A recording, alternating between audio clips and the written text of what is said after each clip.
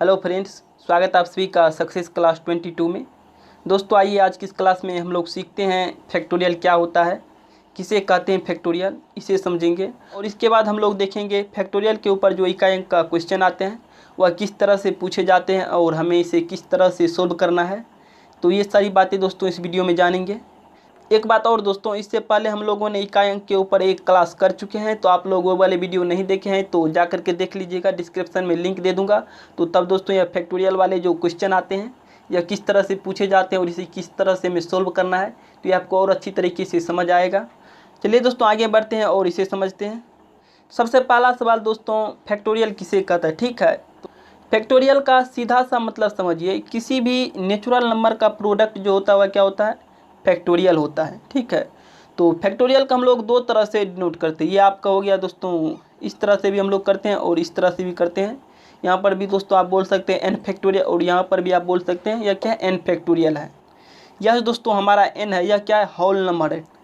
N को whole number इसलिए बोला गया है क्योंकि हमारा जो पूर्ण संख्या है वह शून्य से शुरू होता है। ठीक है, 0 1 2 3 4 इसी तरह क्या होता है, इन्फिनाइट तक बढ़ते जाता है। तो हमारा जो शून्य है दोस्तों, जीरो फैक्टोरियल का वैल्यू जो होता है वह 1 होता है। ठीक है, तो इसलिए दोस्तों यहाँ पर एन को होल नंबर से सूचित किया गया है। और इसमें भी दोस्तों एक बात और याद रखना है, क्या हमारा पॉजिटिव इंटीजर मतलब धन पूर्णांक। ठीक है, ऋण पूर्णांक का फैक्टोरियल नहीं हो सकता है। ये दोस्तों आप लोगों ने समझे फैक्टोरियल क्या होता है और फैक्टोरियल को किस तरह से सूचित करते हैं। ये दो आपको डिनोट करने का चिन्ह है, तो इसे आप लोग याद रखिएगा। और फैक्टोरियल जो हमारा होता है वह क्या होता है, होल नंबर होता है। ठीक है, और उसमें भी आपका पॉजिटिव इंटीजर। तो चलिए आगे बढ़ते हैं और कुछ बातें समझते हैं। यहाँ पर दोस्तों आपका दिया हुआ है फैक्टोरियल एन। तो ये दोस्तों फैक्टोरियल निकालने का सामान्य सा तरीका है जो आप लोग को याद रखना है। जैसे आपका है दोस्तों फैक्टोरियल एन, तो इसे आप लिखिएगा एन मल्टीप्लाई एन माइनस 1। ठीक है, उसके बाद फिर एन माइनस 2, फिर एन माइनस 3 और इसके बाद दोस्तों आपको जब तक 1 नहीं आ जाए उसी तरह क्या आपको लिखते जाना है। ठीक है, जैसे दोस्तों आपको फैक्टोरियल 5 का वैल्यू पूछा जाए तो आपको क्या लिखना है, एन मतलब पहले 5 लिखना, फिर मल्टीप्लाई एन माइनस 1 मतलब 5 में से 1 कीजिएगा तो 4 हो जाएगा। फिर उसके बाद एन माइनस 2 मतलब 5 में से 2 घटाइएगा 3। फिर उसके बाद आपको करना है एन माइनस 3 मतलब 5 में से आपको 3 करना है तो 2 आ जाएगा। और उसके बाद फिर करना है एन माइनस 4 मतलब 5 में से 4 कीजिएगा तो आपको 1 आ जाएगा।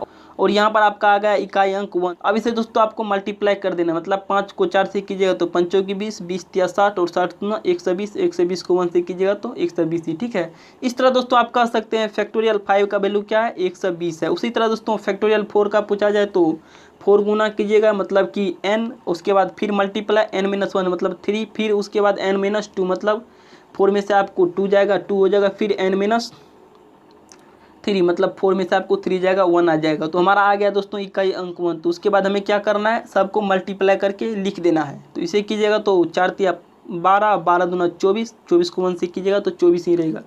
तो इस तरह आप कह सकते हैं फैक्टोरियल 4 का वैल्यू क्या है, 24 है। और फैक्टोरियल 3 का वैल्यू 6 और फैक्टोरियल 2 का वैल्यू 2 और फैक्टोरियल 1 का वैल्यू 1 ही होगा और फैक्टोरियल 0 का वैल्यू 1 होता है। इसे दोस्तों आप ध्यान से समझ लीजिए, फैक्टोरियल 0 का जो वैल्यू होता है वह क्या होता है, 1 होता है। ठीक है, इसे नेक्स्ट पार्ट में हम लोग अच्छी तरीके से समझेंगे फैक्टोरियल 0 का वैल्यू 1 कैसे होता है। तो आप लोग को यहाँ पर याद रखना है फैक्टोरियल 0 का वैल्यू जो है वह क्या होता है, 1 होता है। ठीक है, और फैक्टोरियल 1 का भी वैल्यू क्या होता है, 1 ही होता है।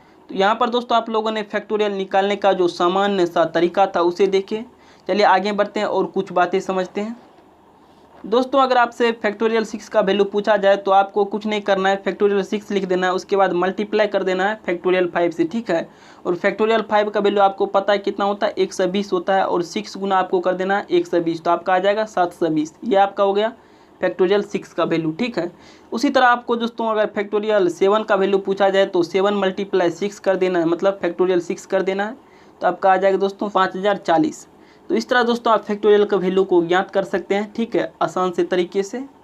यहाँ पर दोस्तों मैं आपको एक बात और समझाना चाहता हूँ। यहाँ पर देखिए इकाई अंक क्या है, 0 है और यहाँ पर भी इकाई अंक 0 है। ठीक है, और इससे पहले भी दोस्तों यहाँ पर देखिए फैक्टोरियल 5 में क्या है, इकाई अंक 0 है। ठीक है, उसके बाद यहाँ से देखिए 0 से लेकर फैक्टोरियल 4 तक का जो वैल्यू है यह हमारा क्या है, इकाई अंक, इसमें कहीं भी 0 नहीं है।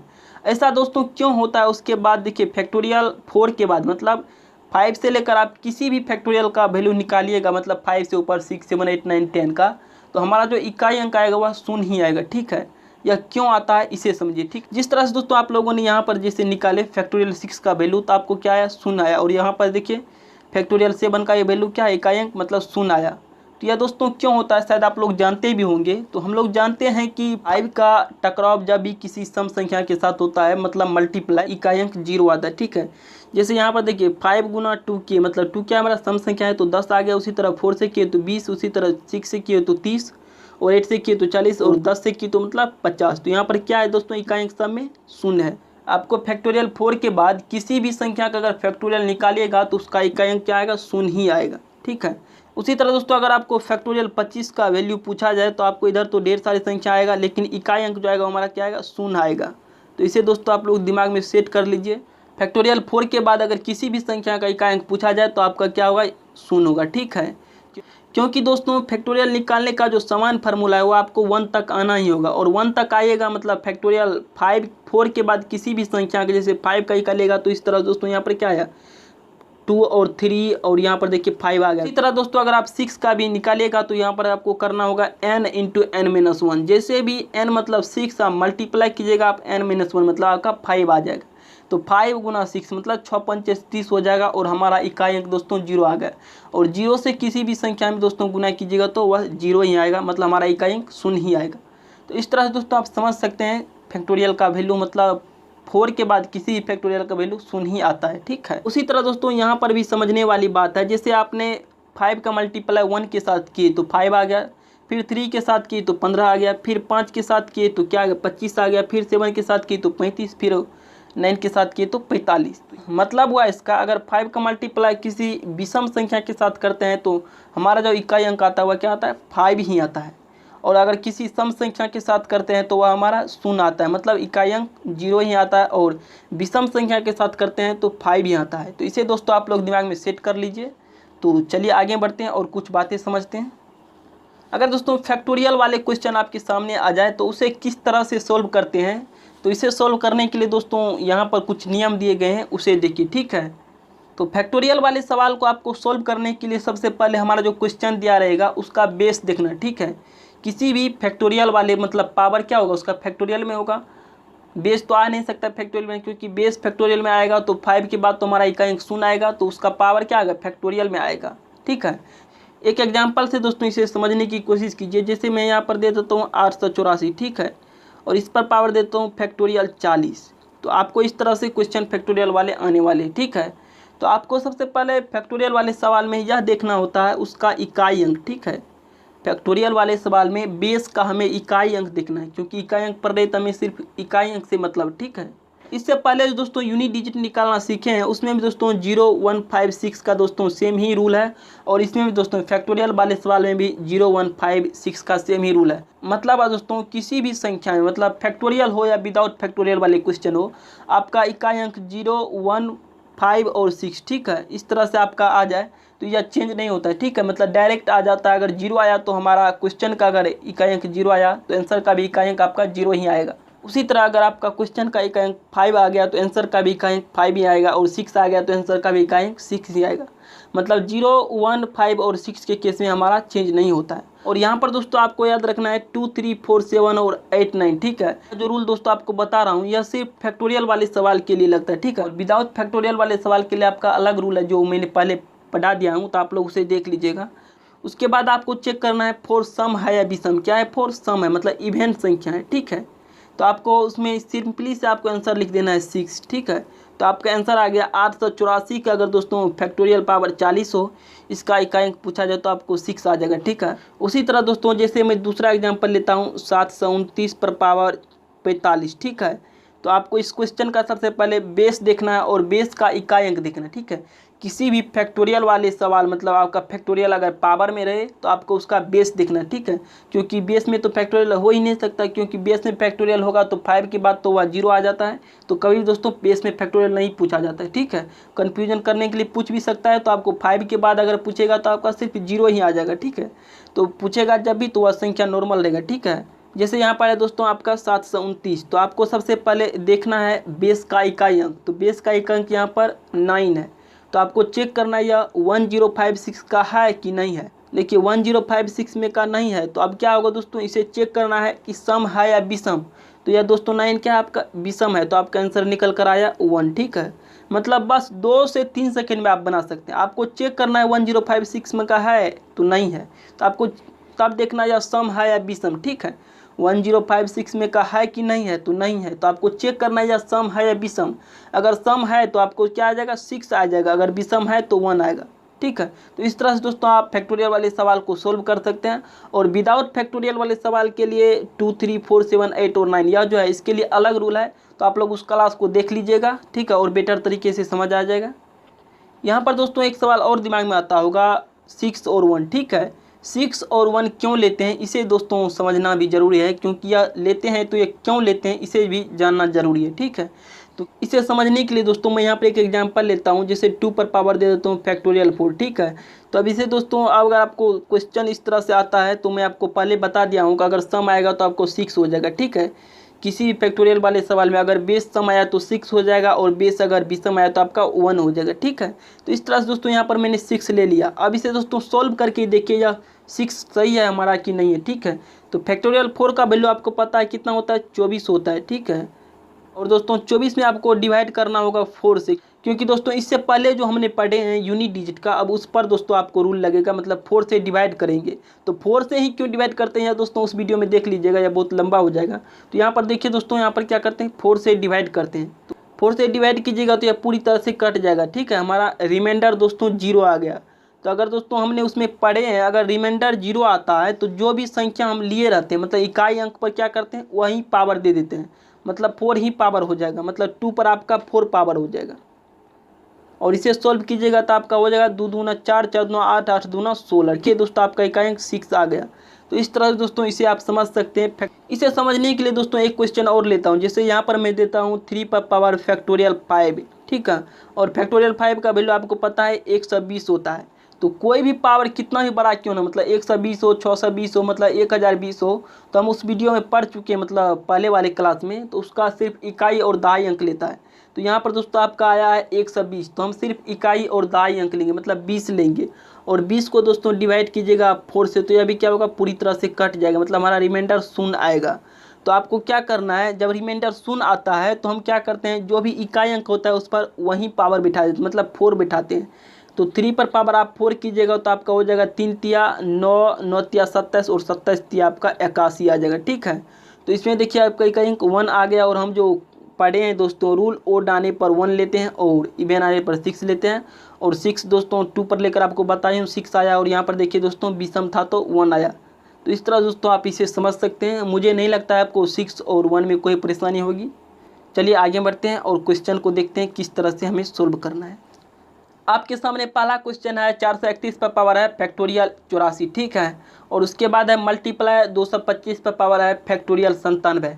तो सबसे पहले आपको क्वेश्चन का जो बेस है उसका इकाई अंक लिखना है। इसका ये देखिए दोस्तों आपका इकाई अंक 1 है, तो मतलब 0156 में का है तो 1 ही लिख देना है। मल्टीप्लाई है तो मल्टीप्लाई, इसमें भी दोस्तों 5 है, मतलब 0156 का है तो 5 ही दे देना, मतलब कुछ नहीं करना है, ठीक है। उसके बाद देखिए 5 गुना 1 कीजिएगा मतलब 5 आया जाएगा। इस तरह से दोस्तों आप फैक्टोरियल वाले सवाल को सोल्व कर सकते हैं, मतलब इस क्वेश्चन के आंसर आपको यूनिट डिजिट 5 आएगा, ठीक है। तो चलिए अगला क्वेश्चन देखते हैं।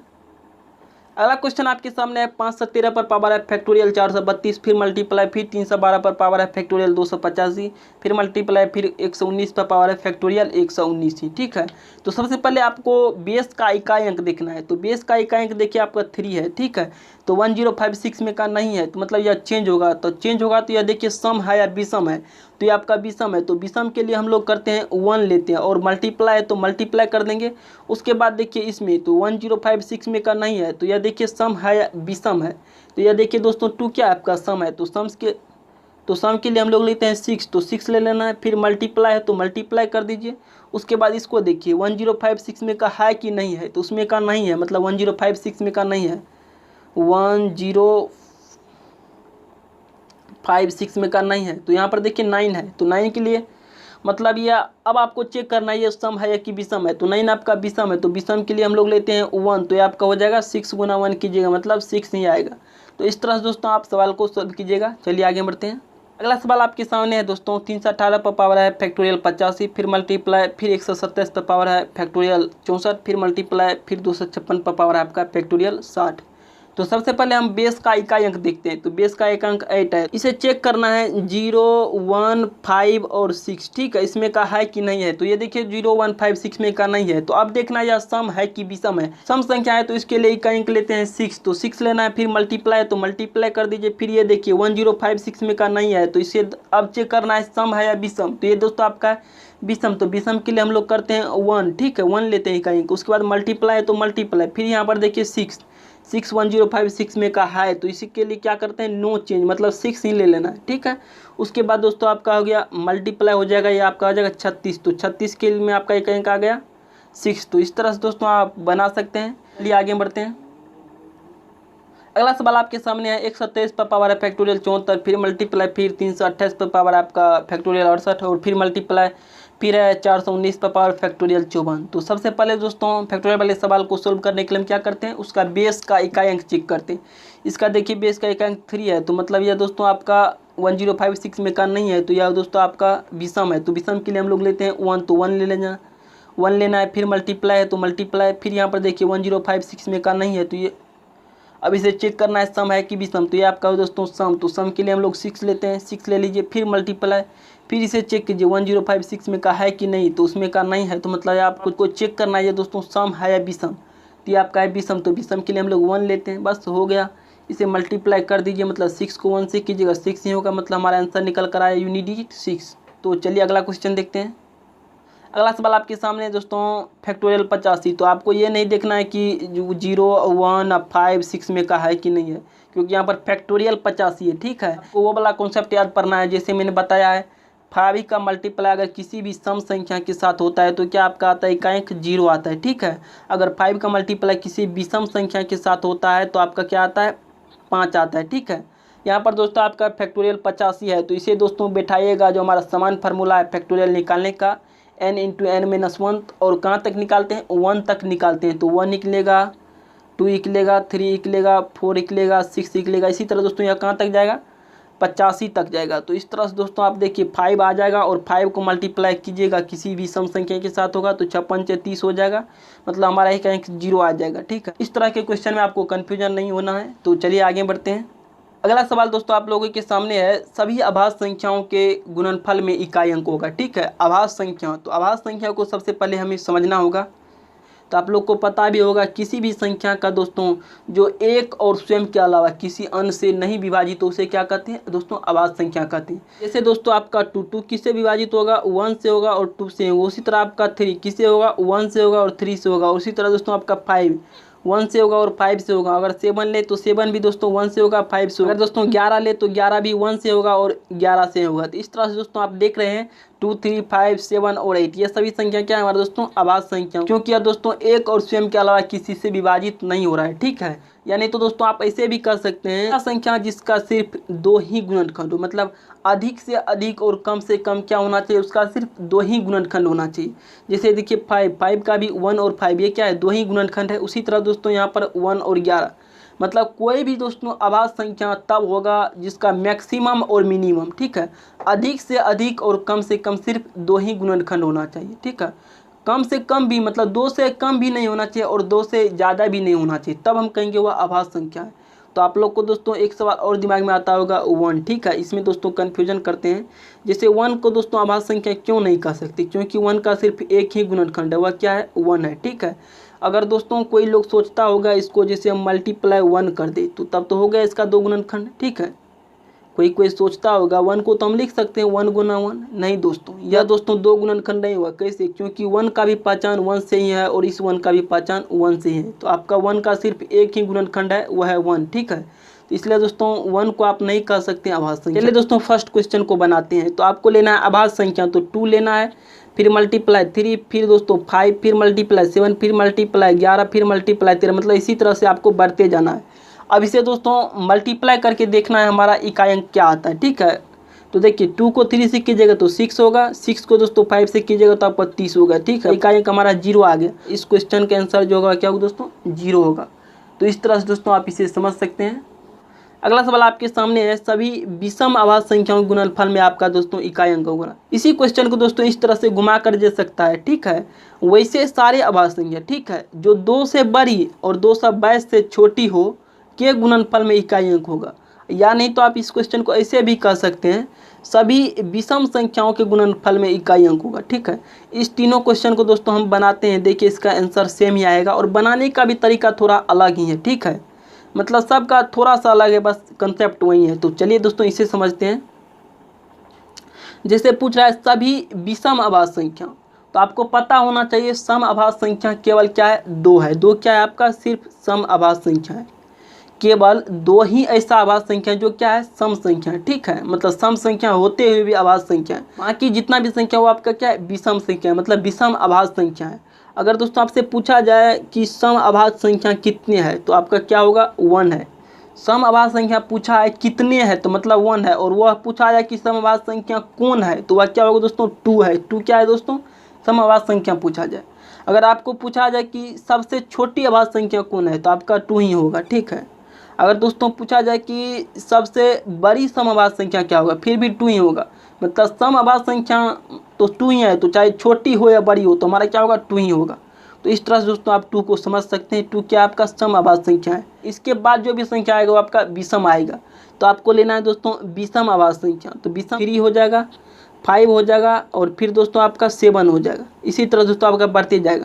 तो यहाँ पर देखिए दोस्तों बंदा पकड़ा गया, मतलब 5 × 3 हो जाएगा, मतलब 5 × 15 हो जाएगा। 15 में इकाई अंक 5 आ गया। ठीक है, और 5 को 7 से कीजिए तो 35, फिर इकाई अंक आपका 5 आ गया। मतलब दोस्तों इससे पहले भी मैंने आप लोगों को बताया, अगर 5 के साथ किसी भी विषम संख्या का मल्टीप्लाई किया जाए तो हमारा इकाई अंक 5 ही आता है, और 5 के साथ किसी सम अभाज्य संख्या का मल्टीप्लाई किया जाए तो 0 आता है। मतलब इस क्वेश्चन के आंसर आपको 5 आएगा। ठीक है, और यहाँ पर देखिए दोस्तों तीसरा क्वेश्चन है, वैसे सारे अभाज्य संख्या जो 2 से बड़ी, तो 2 से बड़ी क्या होगा, 3 ही होगा। 3 लेना है।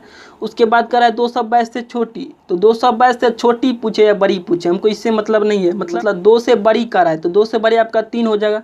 फिर मल्टीप्लाई इसी तरह 5, 7, मतलब यह बढ़ते जाएगा। ठीक है, तो यहाँ पर भी देखिए विषम आ गया, मतलब 5 × 15 आ गया, और 15 में इकाई अंक 5, 5 को फिर 7 से कीजिएगा तो आपका 7 × 5 = 35, मतलब फिर 5, मतलब इकाई अंक हमारा 5 ही आने वाला है। तो इस क्वेश्चन का भी आंसर आपको दोस्तों 5 हो गया। ठीक है, और इसका भी आपको 5 हो गया। और यहाँ पर देखिए दोस्तों चौथा क्वेश्चन है, सभी विषम संख्याओं के गुणनफल में इकाई अंक होगा।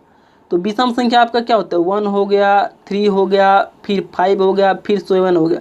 तो आपको 5 और यहाँ पर देखिए 3 पकड़ा गया। ठीक है, तो 5 और 3 मतलब विषम संख्या का अगर दोस्तों 5 से मल्टीप्लाई होता है तो 5 होता है, मतलब 5 × 15, और 15 में इकाई अंक आपका 5 आ गया। फिर 5 को अगर 7 से कीजिएगा तो 35, 35 में भी इकाई अंक आपका 5 ही आ गया। तीनों क्वेश्चन के आंसर जो क्या आपका दोस्तों 5 होगा। ठीक है, इस तीनों क्वेश्चन के आंसर 5 होगा। मतलब क्वेश्चन एक ही, बस थोड़ा सा घुमाकर लैंग्वेज कर दिया है। और पहला क्वेश्चन में पूछा है अभाज्य संख्या, तो सभी में आपका 2 पकड़ाएगा, और 2 पकड़ा गया दोस्तों 5 के साथ तो 5 दूना 10 हो जाएगा। फिर 0 पकड़ाएगा तो 0 की किसी भी साथ कीजिएगा तो 0 होगा। सिर्फ दोस्तों इसका 0 होगा। इस तीनों क्वेश्चन का आपका 5 होगा। तो इस तरह से दोस्तों आप इस चारों क्वेश्चन को समझे। ठीक है, तो चलिए आगे बढ़ते हैं। दोस्तों अगर आपको ये क्लास पसंद आई है तो इस चैनल को सब्सक्राइब कीजिए और बेल आइकन को दबाकर ऑल नोटिफिकेशन पर रखिएगा। ठीक है, तो आपको हर एक वीडियो का नोटिफिकेशन मिल जाएगा। और लाइक कीजिए, अपने दोस्तों के साथ शेयर भी कीजिए। और मिलते हैं अगले वीडियो में, तब तक के लिए जय हिंद, जय भारत। जहाँ भी रहिएगा दोस्तों खुश रहिए, मस्त रहिए, अपनी तैयारी में लगे रहिए।